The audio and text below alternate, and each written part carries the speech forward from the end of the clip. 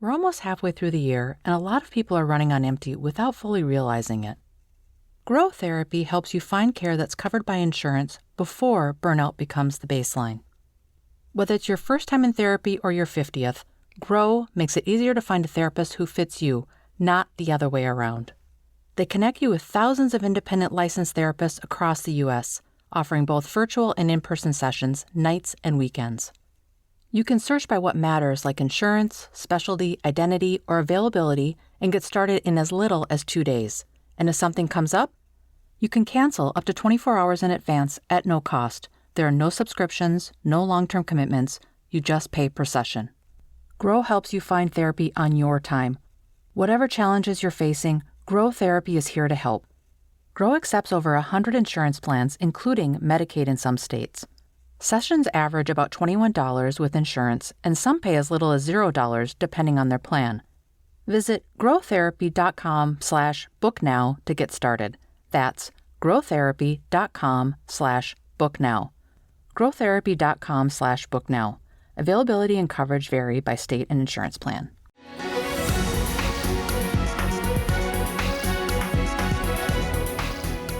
Hello, I'm Kelly Sadler, the commentary editor at The Washington Times, and this is Politically Unstable. Today, I'm joined by Rushan Abbas. She wrote a piece for us at The Washington Times. She's the executive director of the Campaign for the Uyghurs and author of Unbroken: One Uyghur's Fight for Freedom. And she wrote a piece about Labubu dolls and where their clothing material is sourced from. So, Rushan, if you could just tell us about the piece and why you feel this is so important. We know that the president will be visiting President Xi in China very shortly. And this could be one of the issues that he raises with President Xi. Yeah, thank you so much, Kelly. That op-ed in Washington Times, I wrote that because just recently, last month, a New York Times investigation team reported with Campaign for Uyghurs assistance, and they confirmed that 16 out of 20 Labubu dolls are made with cotton from my homeland, the Uyghur region. And the Labubu dolls are everywhere, riding in Washington metros, being on Union Station, or connecting flights in Denver Airport, being on United flight up on the sky. I see either kiosks selling Labubu dolls, or I see Labubu dolls dangling from people's backpacks. And each time when I see a Labubu doll, an uneasy feeling grabs my heart, because that doll is not just a toy. To me, it represents modern slavery. It represents genocide, which United States recognized during the first President Trump's first administration, confirmed 4 years during the Biden administration, and again, Secretary Rubio confirmed it 3 times that what's happening to Uyghurs is genocide, crimes against humanity. And this is personal to me because my sister is in China's jail right now, almost 8 years. And her only crime is because I spoke out. I exposed China's crimes and mass detention as an American citizen, as a Uyghur American, in September 2018 at Hudson Institute. But they took my sister. So to me, it is important to shed a light on the Pop Mart's Labubu dolls. The Uyghur region, my homeland, which called Xinjiang Uyghur Autonomous Region, where over 90% of China's cotton is produced under the system of state-imposed forced labor. And the Uyghurs are coerced into labor transfers, surveillance, indoctrination, and they shipped alongside with the cotton that they pick by hand as slaves. They are shipped to the factories in Guangdong, where 70% of Pop Mart's productions are manufactured. So what makes this particularly enraging is that Pop Mart is not an innocent bystander. The company's CEO sits on the Chinese People's Political Consultative Conference, a party-run body used to project Chinese Communist Party's influence globally. When Adidas China pledged to stop using Xinjiang cotton, Mart attacked them for it. And this is a company that has made a deliberate choice. So my organization, Campaign for Uyghurs, submitted a formal allegation to U.S. Customs and Border Protection in July 2025, urging an investigation and the Mart's addition to the Uyghur Forced Labor Prevention Act entity list. Nothing has been done yet, and that's why I wrote that up at the Washington Times, to make sure that more people understand the connection between these dolls and the genocide, these dolls and the modern slavery. And the stronger the case become for adding Mart to the entity list. Can you tell me and our audience about your personal story and the genocide going on with the Uyghurs by the Communist Chinese Party? The history there, how you made it to America, why your sister is still in China, and what brought you to this cause to draw attention to their persecution. Thank you, Kelly, giving me the opportunity to talk about that. I was born, raised, and educated in Urumqi, which is the capital city for the region. And geographically, it's on the northwest corner of China, north of Tibet, west of Mongolia. Size-wise, it's about 4 times of California. And the population is about 20 million Uyghur, Kazakh, and Kyrgyz, the ethnic groups, which China tried to say just to make us look like just small minority. And their official Latin numbers shows only 11 to 12 million, but in reality, it's about 20 million Uyghur people. And because of our ethnicity, because of our culture, our religion, and the language we speak, we have been always subject to China's oppression. Ever since this People's Republic of China was established under the Chinese Communist Party, they always treated us as secondary citizens. So during my university years in Xinjiang University in 1980s, 84 to 88, I always tried to speak out for Uyghur people's human rights. And I am one of the co-organizers with my colleagues and friends. We organized a protest demanding to end nuclear testing in our region and discrimination against Uyghur people and stop forced sterilization and the birth control of the Uyghur people.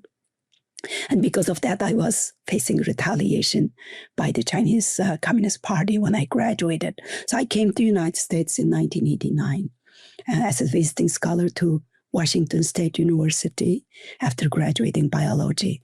Back home, a degree in biology. So I came to Washington State University to pursue plant pathology.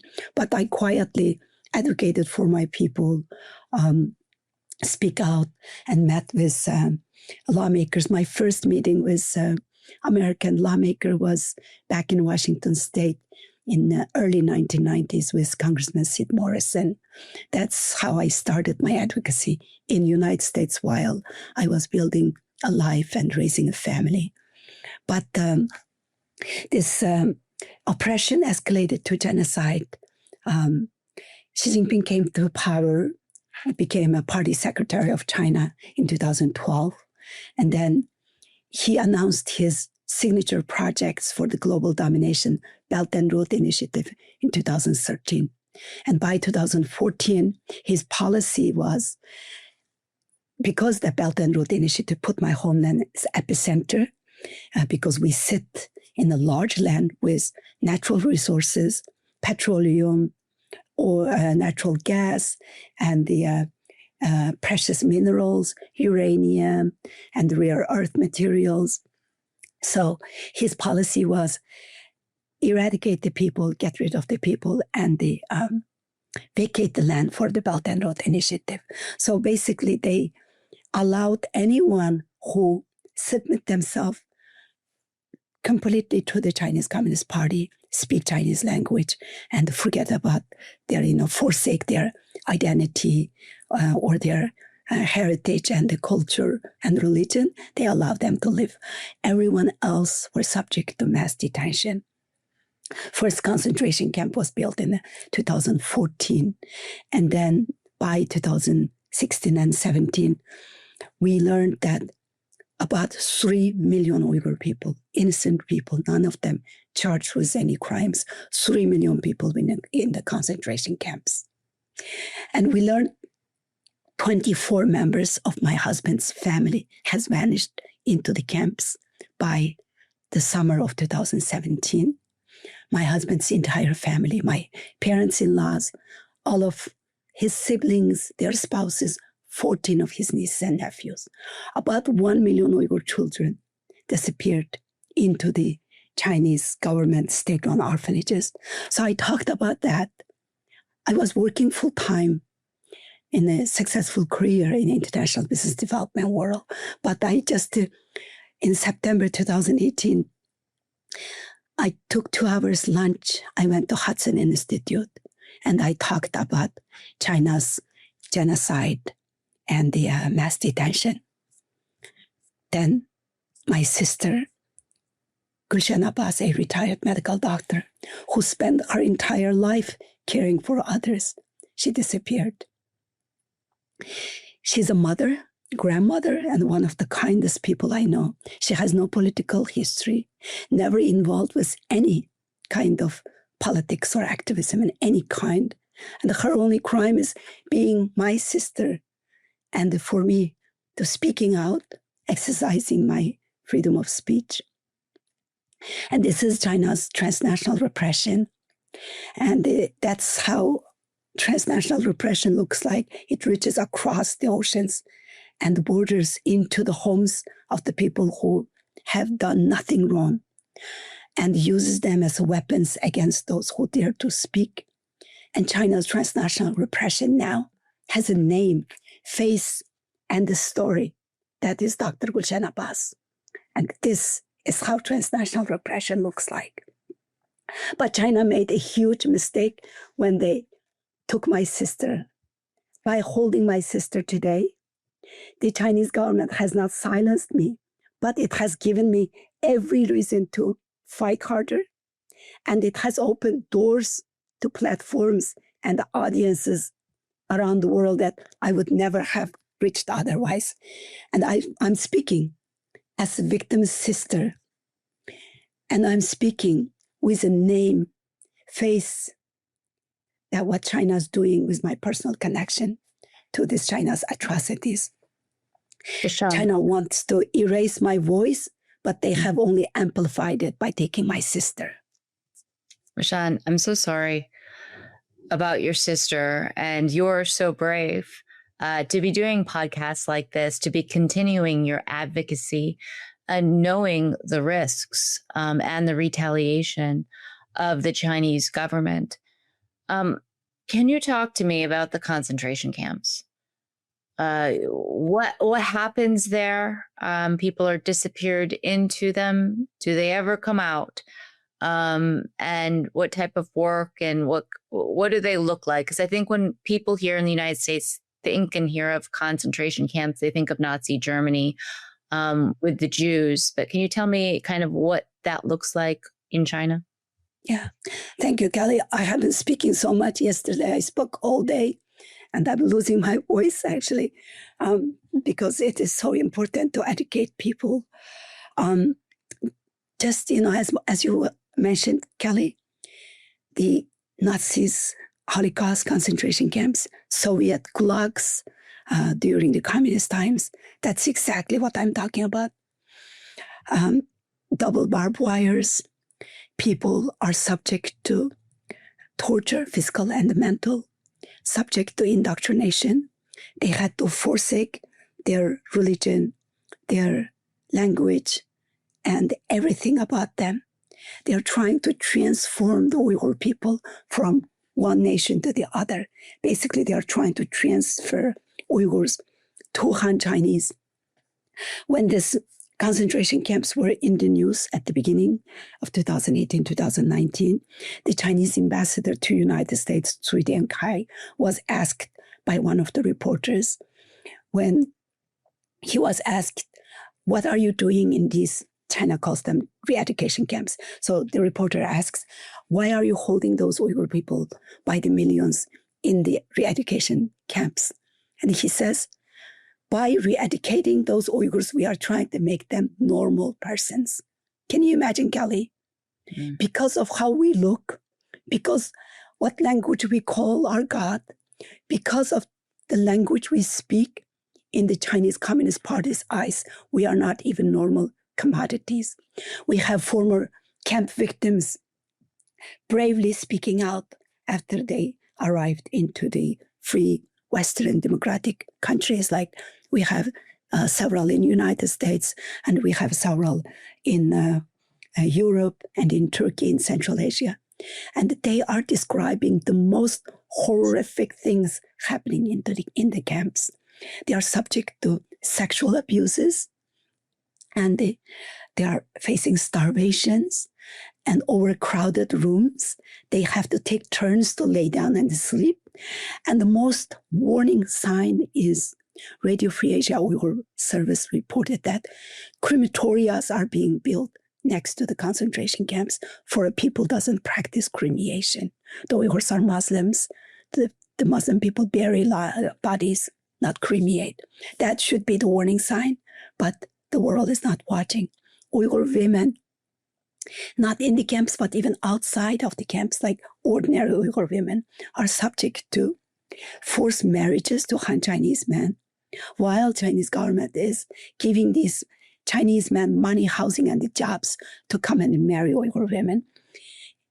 And if she refuses such a forced marriage because she's not ready to get married or she doesn't want to marry to this particular person, she, her siblings, her family, everyone are subject to detention, thrown into the concentration camps in the label of Islamic extremists.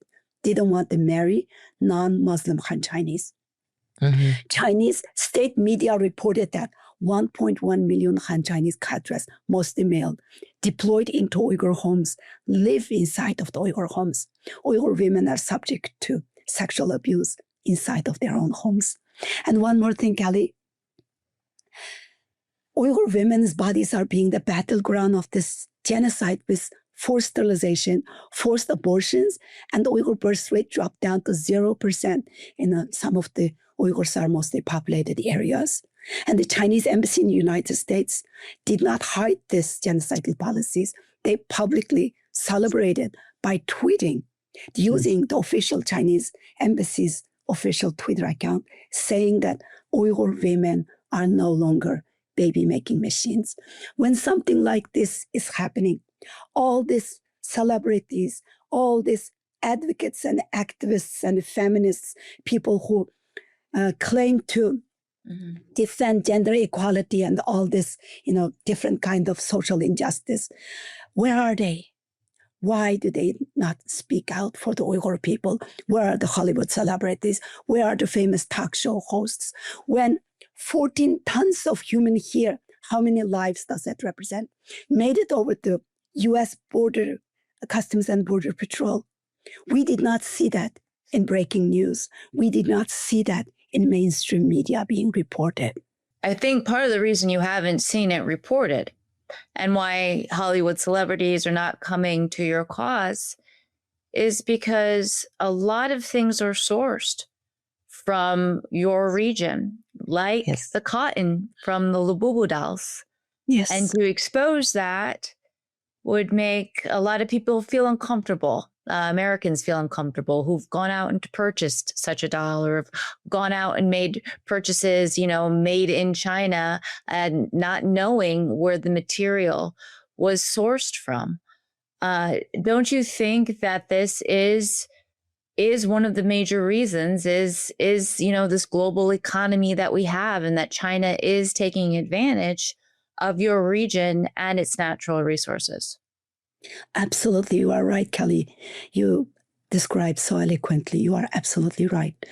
So the Chinese government is making this genocide a profitable venture because of what you just said. And when we when we stay silent or when we continue to do business with China as a legitimate business partner and purchase those goods manufactured by Uyghur slaves, blood, sweat, and tears, it doesn't only make us complicit, but make all of us enablers of this genocide. It's against anyone's conscience, any country's constitution to be a part of slavery and the genocide. What can the U.S. Congress do or the president do when he meets with Xi?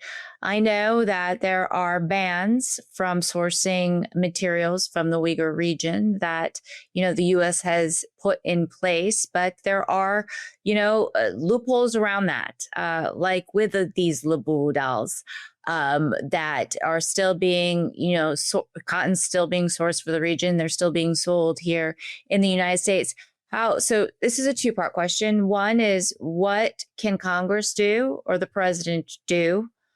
And then the second is, we as U.S. consumers, how do we know what we're purchasing is not made in the Uyghur region by slaves, so that we can be conscious when we're at the store to purchase products that don't have ties back to slave labor? The Congress, very fortunately, we have a very strong bipartisan support. Both Republicans and the Democrats supports the Uyghur advocacy. And there are some bills. Especially, we have the law, UFLPA, Uyghur Forced Labor Prevention Act, which is introduced by a bipartisan Senator Rubio when he was in the Senate, and the Democratic representatives like McGovern and the others. And that is a law now. But as you mentioned, there's a loophole for that. And there's another bill, Uyghur Forced Labor Disclosure Act, to close those loopholes. That is in the process of being introduced. So U.S. Congress needs to swiftly pass those Uyghur-related laws to protect Uyghurs and to protect Americans, so the ordinary Americans will not become a complicit or enablers of this genocide and will not be bringing those goods to their homes. Because, when you look at it, everything from the cups you drink your coffee, from the Zara bags that you use on your hands, and anything that's cotton that you purchase are tainted with Uyghur slaves, the forced labor. So when I go to a store, when I see anything that's made in China, it breaks my heart. Did my sister make that when she's sitting in the dark dungeon, innocent older woman who's turning 64 next month? So the Congress needs to really support those bills that's currently that we have. And also when President Trump meets with Xi Jinping next week, he's preparing to sit across from the Chinese Party Secretary Xi Jinping. I am kindly asking him to look a dictator in the eyes and demand an end to the Chinese Communist Party's machinery of hate and the genocide, and to bring my sister home. Bring a woman who has more than 30 direct relatives, like siblings and the daughters and the granddaughters and the nieces and the nephews, all are U.S. citizens, all living in the United States. Under Xi Jinping, the Chinese government is escalating its systematic erasure of my people and the entire Uyghur civilization. As the first nation to go recognize this genocide, the U.S. government must use this summit to confront Chinese Party and the Secretary Xi Jinping and the demand an end to these crimes against humanity and bring our loved ones to freedom. And while the summit focuses on trade, Forced labor is a central tool of this genocide and a direct threat to American interest even. Because how do you compete with free labor? How do you compete with, when millions of Uyghur people are deliberately scattered all over the China proper, all over the other Chinese provinces, and scattered to the factories to work for free? How American companies, American workers can compete with the slave labor, with free labor? So by clashing production costs through slavery, China gains an unfair competitive advantage. Allowing this forced labor economy to persist enables Beijing's pursuit of global economic domination, and while fueling a system of brutal oppression. So we have the world's strongest measure designed to combat these labor-related human rights violations and economic warfare, namely the Uyghur Forced Labor Prevention Act that we have as a law, which prevents the importation of goods made in whole or in part with Uyghur forced labor. That gives President Trump a very powerful leverage, and I'm sure he will use it. And I trust President Trump's negotiation power, asserting that publicly and privately when he's in Beijing next week. This will not only place the Chinese Communist Party under direct pressure, but it will also send a signal internationally to all of our like-minded countries or allies and Canada and the others that all leaders must stand together against these heinous crimes and to protect our own sovereignty, our own country's interest. Mm-hmm. Rushan Abbas, thank you so much for joining us. And we appreciate your advocacy, your bravery for speaking out. And we really hope we see, or you see, the return of your sister. What a horrific story. But thank you for shedding light on it and educating us as a general public who maybe read something in the news and think, oh, that's bad, but move on in the rest of our lives. Thanks for sharing your story. Can I just say one word, Kelly, at the end? Yes, please. Thank you so much, Kelly. For nearly 8 years, I have wondered if my sister, Rushan Abbas, can see the same moon from her prison cell. And I wake up every morning with the weight of knowing that she's suffering because I choose to speak the truth, because I choose to defend the freedom and democracy that I came to this country for. Her sacrifice only compels me to fight harder to expose China's crimes against my people. But I really plead our government, the US administration and President Trump to bring her to freedom, bring her to us, to her family. 8 years is too long. Mm-hmm. Thank you. Thank you.